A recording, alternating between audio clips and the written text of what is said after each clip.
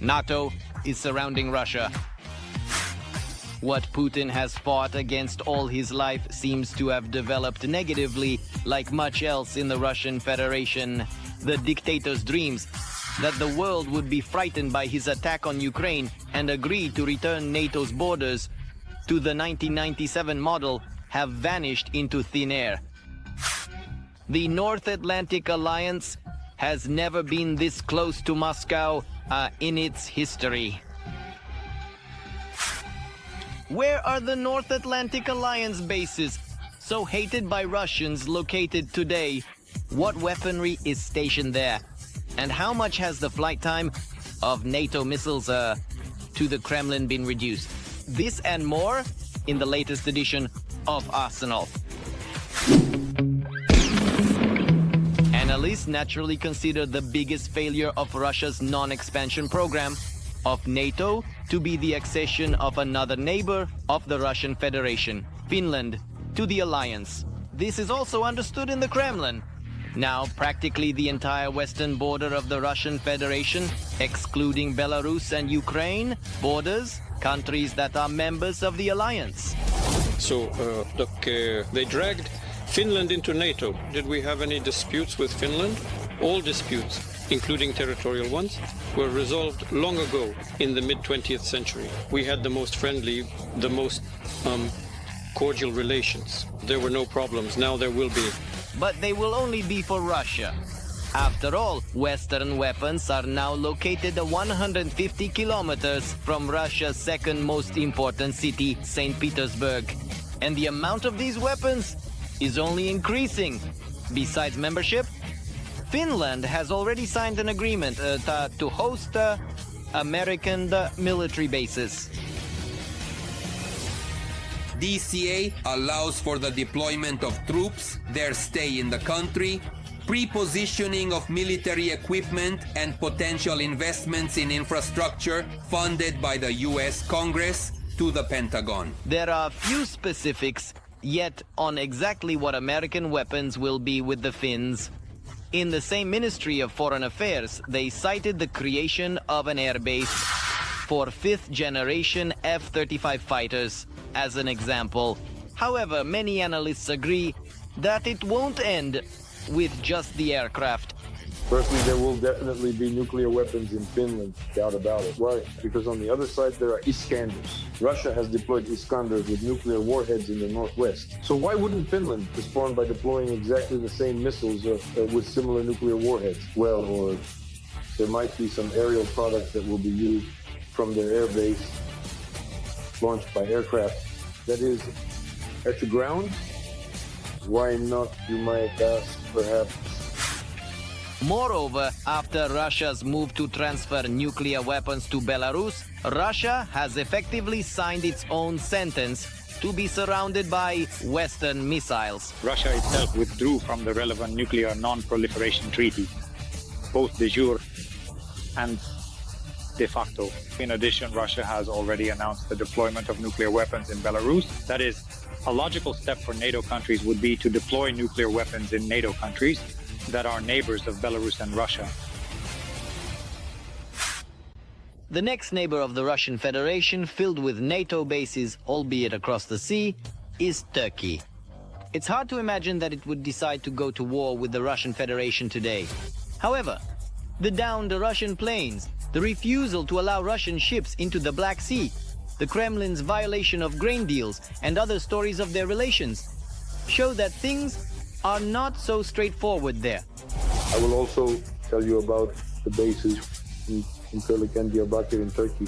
Well, there are also American bases, despite all the peculiarities of Turkey, and as a full NATO member, you understand? Therefore, of course, there will be everything. There will be bases, and around the perimeter, everything will be there. The Americans and everyone else, and there will be a permanent deployment, a contingent there. And what is the reason for the increase, roughly speaking, of the American contingent in Europe, which is planned? Moreover, they will be deployed in new countries, in Sweden, in Finland, they will definitely be stationed.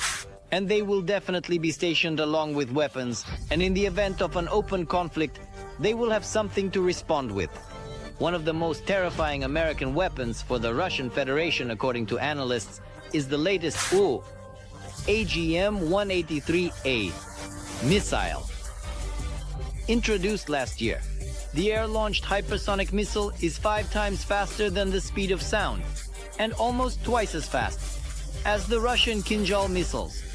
If launched from NATO countries neighboring Russia, the flight time of this formidable weapon to the Kremlin is measured in minutes.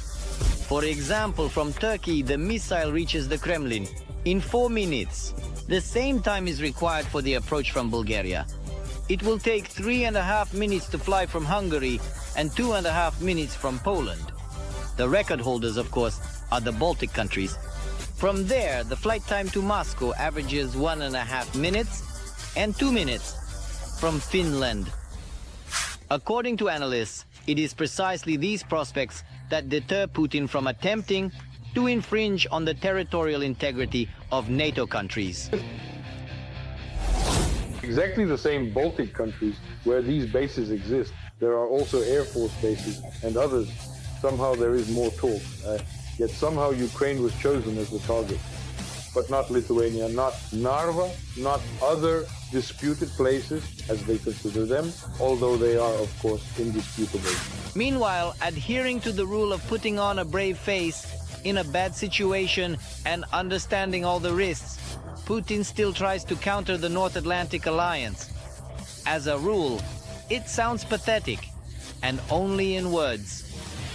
Wherever it may come from, whether from any point in the world ocean or from any territory, in response to a counterstrike, such a number, so many hundreds of our missiles appear in the air that no enemy will have a chance of survival.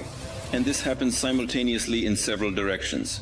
However, only a marginal Russia can afford such remarks. And Putin understands perfectly well, if he does not cross the red line first, there will be no conflict with NATO. After all the actions of the alliance members are merely responsive and have never posed a direct threat to Russia. For example, an American base was built in Poland. There you go. There will be an American base in Finland. But this is after the Russian aggression against Ukraine, the full-scale Russian aggression against Ukraine. That is, for a long time, in principle, no one was particularly eager to build NATO bases in the Eastern European countries that joined NATO. In reality, the bunker grandpa allowed himself any truly aggressive rhetoric only towards a significantly weaker opponent. Chechnya, Georgia, Syria, having tasted victory in these countries, he decided to attack the last tempting peace, not covered by NATO's nuclear umbrella. Ukraine wanted to join NATO and therefore threaten Russia. This is the kind of explanation they put forward for their own population, and the population in principle is quite satisfied with this explanation.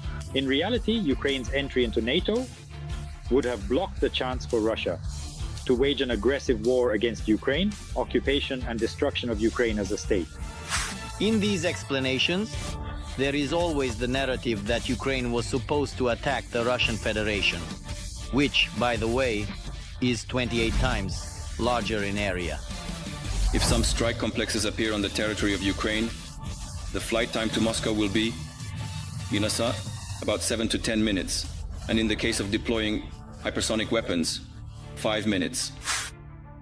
For some reason, the question has not yet arisen in Russian society as to why Ukraine would need this. However, another question is gradually emerging.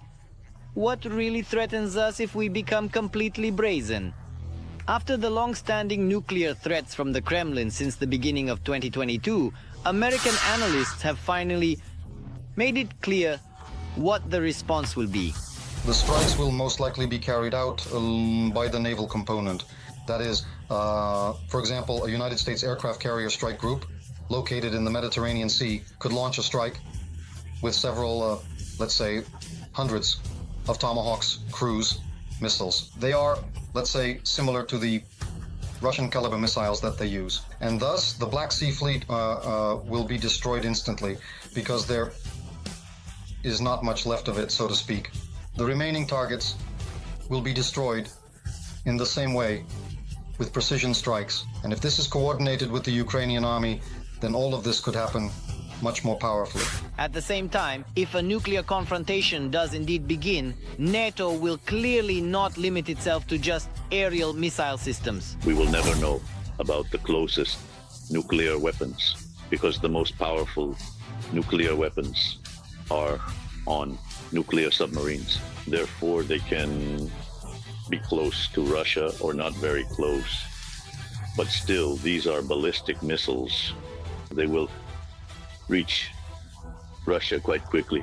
The question of how much concerns all military intelligence agencies in the world, and naturally, we do not have an answer to it. However, there is a clear understanding that by threatening the whole world, Russia is becoming increasingly encircled by NATO bases each year. And after Ukraine's victory in the war, this belt will become even tighter.